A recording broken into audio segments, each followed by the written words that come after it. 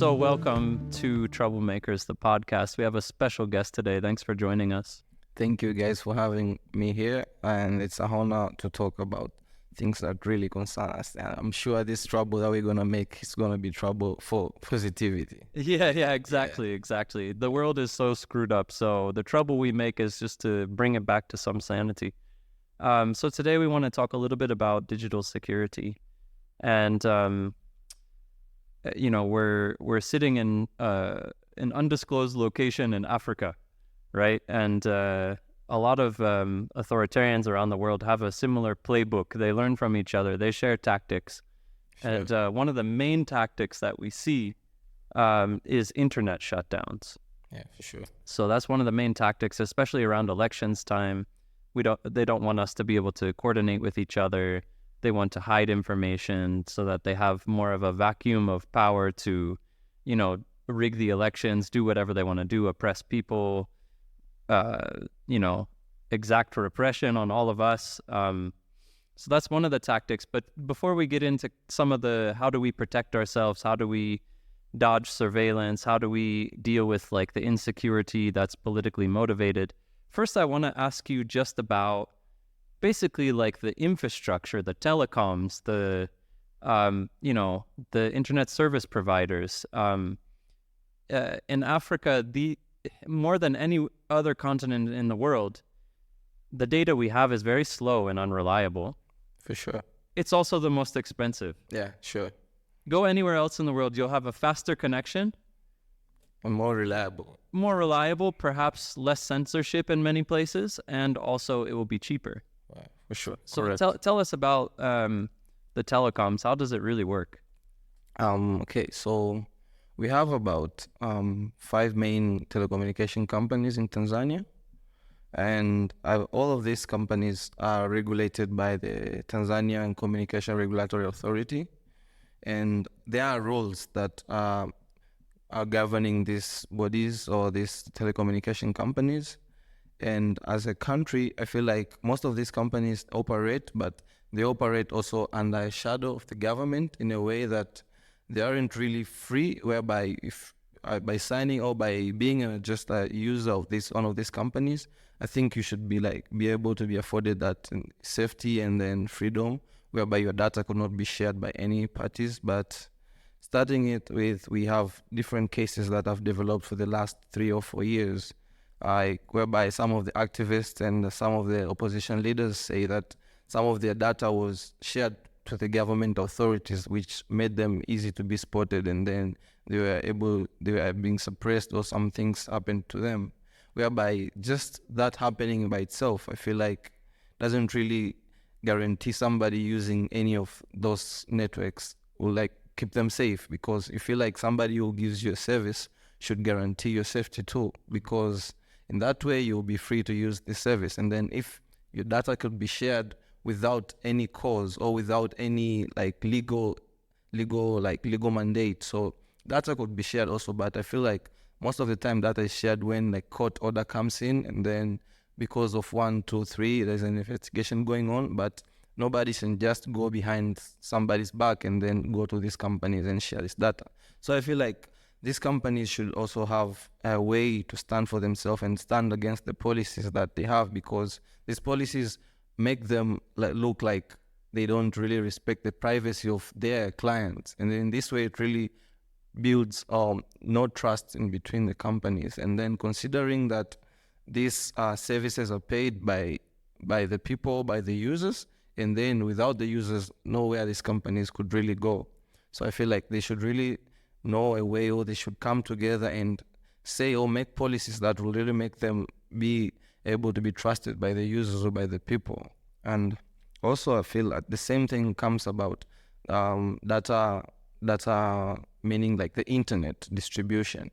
So the internet distribution, I feel like it's already, the internet is internet is one of the services that's really a basic need at the moment. Mm-hmm. So, and then by having it centrally controlled, it means again, any point at any time, you might have it shut down. And then, if I use a service and then I cannot have a say about the service, or my provider cannot have a say about the service. That doesn't really look good to the industry by itself.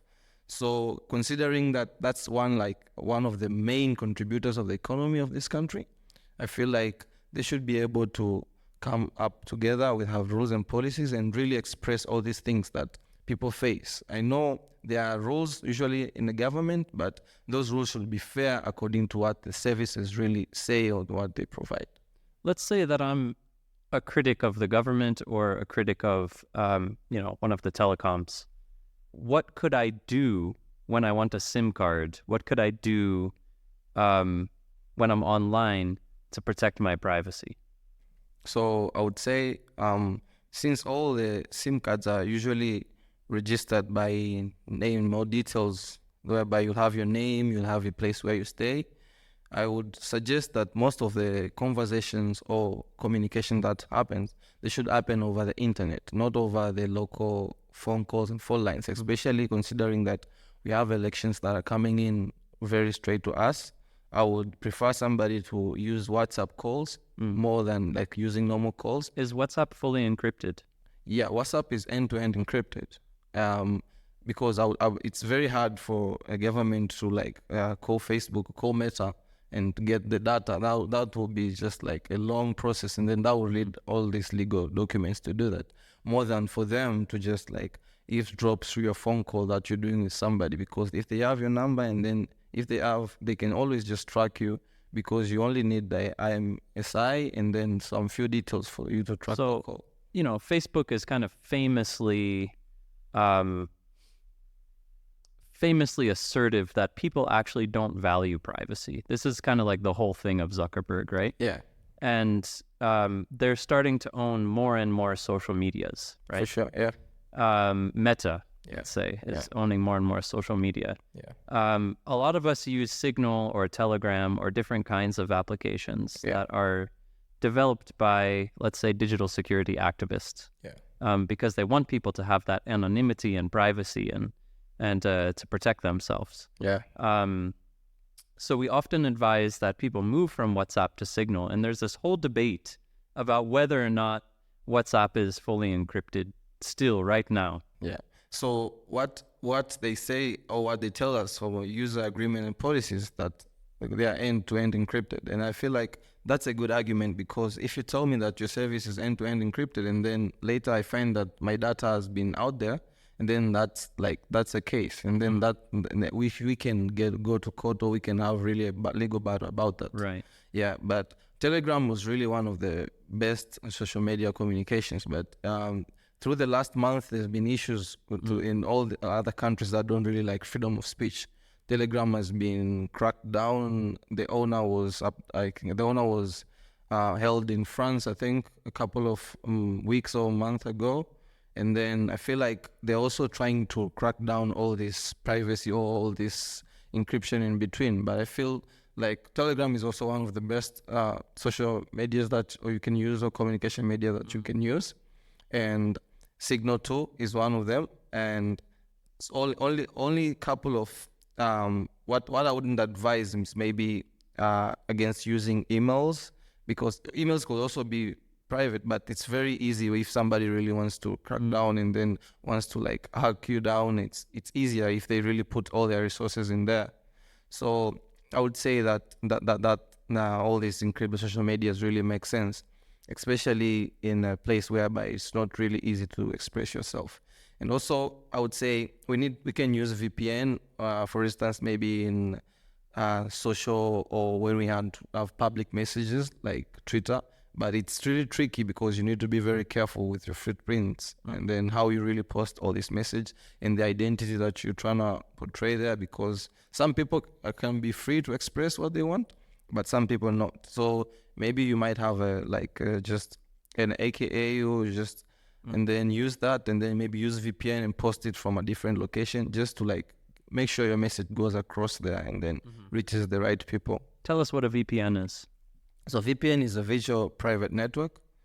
So basically, it's like a server that usually locates you in a different place. So this server usually reflects it locates your IP in a different place. So basically, it makes you like get masked. Like for instance, in Tanzania, you're just in another country. So when you activate this, basically you're trying to connect from your IP or from your, whereby this IP can be known very easily. IP is like an identifier. It's just like a phone number, your device. So what you do is like you're redirecting that to a different server, and then the server is usually free, whereby when that's also redirected to a different server. So basically there are multiple redirections that are happening there. So a lot of times it's very hard for anybody who's gonna look to really know where the source of this IP is. You might be in Tanzania, but it shows that you're in another country. So that's also will be very good for you, because at least it protects you. But also this doesn't mean you're 100% safe sometimes. So it also, there are a couple of ways, there are a couple of things like Tor browser. Like Tor is like it's a security, it's a very secured browser, whereby it has multiple layers, and then multiple layers of security, whereby they really protect you from getting people to know the place or your location is. So if you use both of these things simultaneously, then that will be more secure. Sure. I've heard an urban legend that, a teenage kid hacked the White House account and they couldn't trace him down because it used Tor browser. Yeah, Tor browser is kind of so cool. Yeah, for sure. Tor browser is like one of the good tools out there for privacy and security. Presumably, I should never use Facebook Messenger, Instagram, SMS, direct phone call for anything that I want to be private. For sure. That I would say, if you are fighting for a bigger cause and then you want really to be private out there, I would say you wouldn't use all these common social media networks. It's very easy for anybody who has resources to really like go against you and see what information you have out there. Even if I'm on Telegram or Signal, let's talk about the intersection between digital security and physical security, because even if I'm in a Signal group, let's say with 10 people, if one or two of them are a spy, then being on Signal hasn't really helped me, has it? No, it hasn't helped you, because the information is out there already, basically direct, and then the person who can just share it best by showing a person physically that this is what we talk about, and then this is what we do. And so that's not secure. But that's very tough, really, identifying who is who in a group. Because any time or any place, while people are standing for something, there are always people who will just be against something, just for some reasons that they know, or for things that they feel that are right. So I guess it's also doing a due diligence of somebody's background, especially if you're all against something or for something, is also very important. But it's also very hard, I would say. It's not really black and white. It's not really something that you like get to identify easily and just sort out or pick out from a group. So it really needs time, or it could need some professionalism, especially when it's just like a bigger cause out there. Yeah, that's what I would say. Right. So tell us about let's call it like the offline surveillance. What happens? I mean, not all states are fully equipped to do like massive digital surveillance, and often they contract to, Israeli or Italian or British, private companies to do this on their behalf, or to teach them how to do it. But security is more than just what we do on our phones, on our devices, on our computers. So tell us about like the offline surveillance that happens in Tanzania or in East Africa. A lot of offline surveillance that happens, according to what has been open to public knowledge, is usually people or like task force who are out there, like going against people who maybe speak for things that the establishment think that they shouldn't speak, or what they shouldn't stand for. And then most of this usually, like, it's like people are assigned to just like follow your steps, maybe to see every move, to see who you relate to, and then what you relate to and what you do, just basically to get your information and to see how you move. And I feel like this happens when somebody maybe is just has been maybe an alert to the establishment, to the authority, for a while.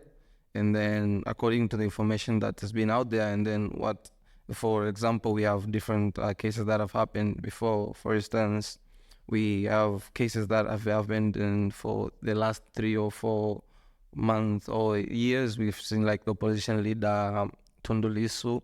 He said before he got shot multiple times, there was surveillance that was upon him with multiple cars, whereby they looked up where all his moves, they looked at how he moves, and then it ended with him being shot, but for a good cause, he survived.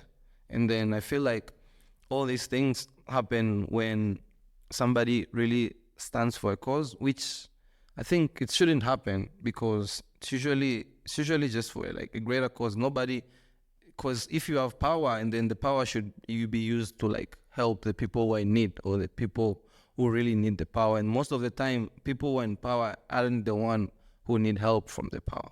People who are in power should help the people who are in the lower establishment, the citizens. Mm-hmm. And most of the time, the citizens themselves the citizens aren't there to just like criticize the government because they just want to criticize. There's always a cause for a critic. So how do you take the critic? Right, they're not just complaining for fun. No, they're not just complaining for fun. Nobody just wants to sit down and complain every day unless they just have their own different agenda. Of course, some people do that, but most of the time when you come and look at it very carefully and then you have a conversation with a person, you feel like there is something here. So all this physical surveillance are just for like, also they're like for intimidation sometimes. So when you feel like people are following you, most of the times you'll just be like careful to see how you move, or you'll be careful to see what I spoke about, and then maybe change your ways or move differently. And then most of the time I feel like they could be happening oftenly, but maybe most of the people aren't really professional enough to identify there's a surveillance on me, or there's somebody just striking me from here to here. But I also feel like there's no need of that. That's like a misuse of resource, because all these resources could be put to improve something that would have been better. Right. You mean from the state's perspective? Yeah, from the space perspective, misuse of resource. For sure. With all your own citizens, you don't like, you spy on the enemy, the person who's like against, who's trying to maybe tear down your sovereignty, or who's trying to bring war to your country, something like that. But most of the time, you need critics in the government. If everybody says yes, then I don't think you will ever have development anywhere, because if everything is accepted by everybody, then that's a problem. It's either people are very afraid of you, or people don't know what they really stand for. There should always be opposition. Definitely. Conflict is a part of transforming society. It's a part of moving forward. We have to talk about our challenges, our problems. For sure.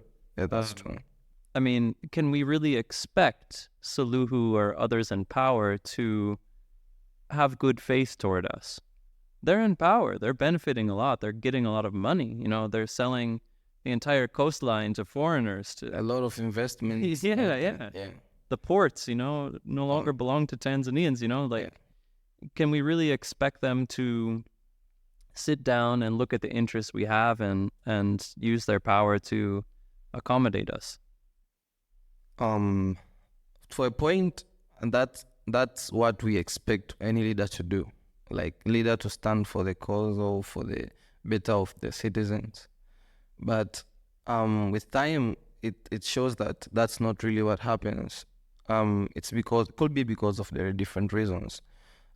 Could be because when somebody gets in power and then they like taste what power feels like, and then they get carried away. They feel like maybe they are not untouchable. They could do anything.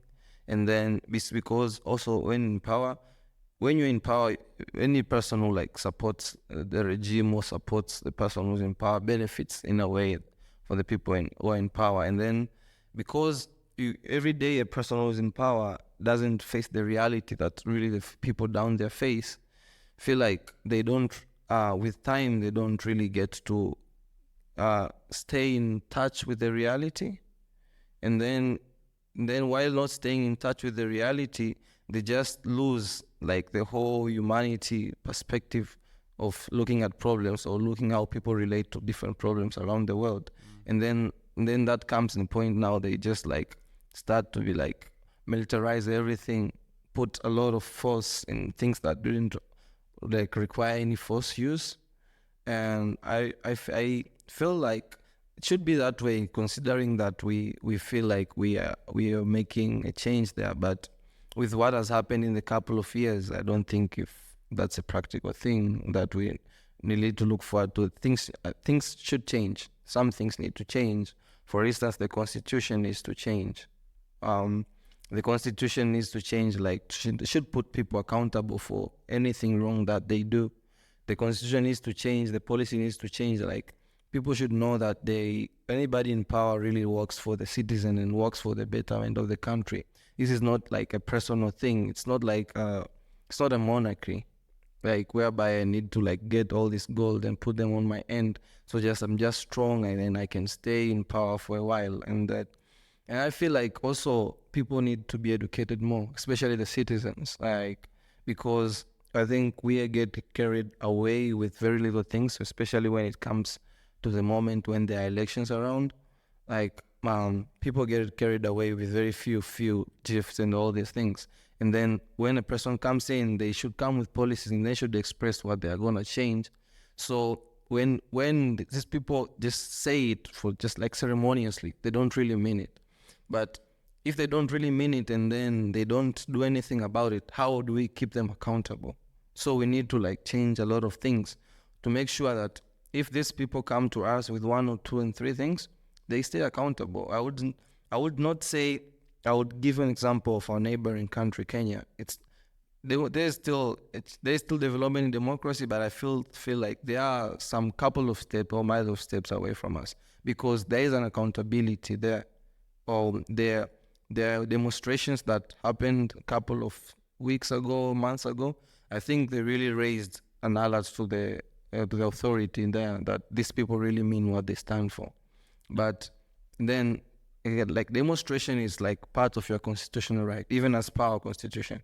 But the moment all these things start, or we see like some people are planning the demonstrations, we feel like you hear police are there and then they're trying to crack down even before everything and nothing starts. They will come up with reasons like we heard that there's gonna be like demonstrations and those are not peaceful.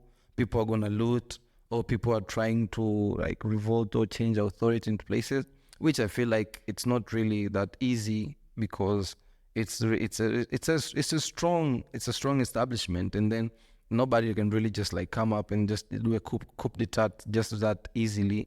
I feel like when these things are planned, the authorities need to be around, need to make sure that they provide security, and they need to have their people there to like hear what are these people really trying to stand for. And then when that happens, and then when people are there to hear what people are standing for, and then just to acknowledge that itself gives out a different picture and brings out hope to the people. And then they feel like we can really talk to these people, and then we can have conversations and we can change 1, 2, 3 things. Yeah, so that really needs time and it needs education. But these things need to change right now, because all the policies govern everything, even the investments that we have, the things that are done. People stood against the DP World contract back in time, because like people basically saw that the contract wasn't really for the benefit of us, or it didn't make sense for us. But the contract is a long-term thing. So when that's made, it means we cannot make any changes in between. So that affects us, affects the next generation, and affects the next generation. So, but if we really had policies that stood for what we wanted to make, all these things could really be easier, and then could really make sense. Sure. Is there any other final advice you'd give to listeners about how to remain secure, protect their privacy, prevent surveillance? I would say, first of all, we need to just like be careful with people or things that we relate to, especially like digital footprints out there, what we live around or what we visit. For instance, I would say if you wanna use a computer, or it's better you use a public computer sometimes, especially if you know how. But some of this could be hard to just a normal, a basic person who's trying to move out there, because some of these things maybe they will need some expertise to do, or some access to it.